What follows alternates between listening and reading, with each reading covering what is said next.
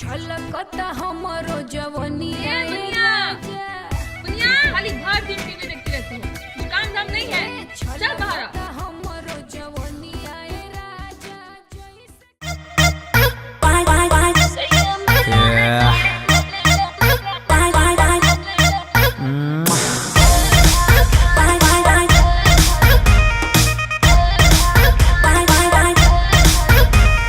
लड़की लगे तू बड़ी हॉट हॉट, कपड़ा पहनती हो शॉर्ट शॉर्ट, रोड पे आती हो सबको लुभाती हो, हमको दिखाती हो डॉट डॉट। इतना सैड में क्यों रहती हो हमको तो बता।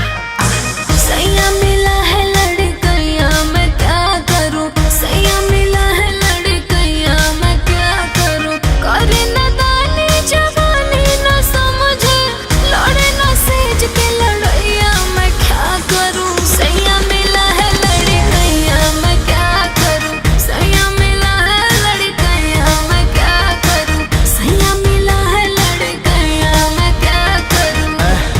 म्यूजिक पे 1 2 3 4।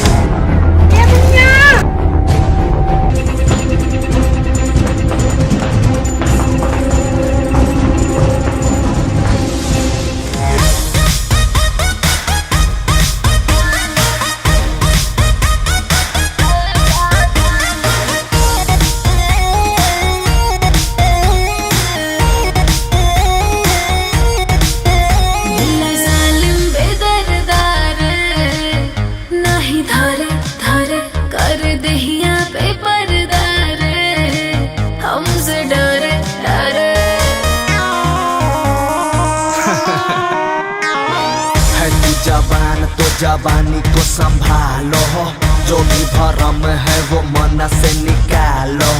ओकरे से प्यार करो, थोड़ा इंतजार करो, एक जन्म करे ही नाम पे बिता लो। धरना प्यार से कलैया मैं क्या करूं, करेला खाली मैया मैया मैं क्या करूं। सैया मिला है लड़कैया मैं क्या करूं, सैया मिला है लड़कैया मैं क्या करूं।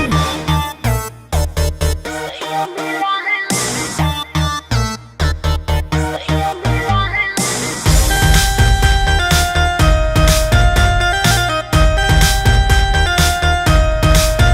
सुन पहली बात तो ये, जो तू लाली लाल लगाई है, गांव जवार पे जादू कर सबके नजरों पे छाई है। सुन ले ओ रानी, इतना ना कर मन माने, हम भी इतना बैड नहीं जो हर लो तेरी परेशानी। समझी समझी समझी।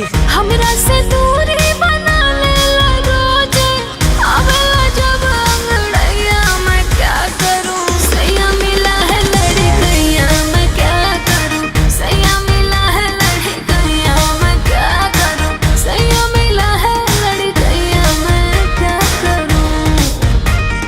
Repeat 1 more।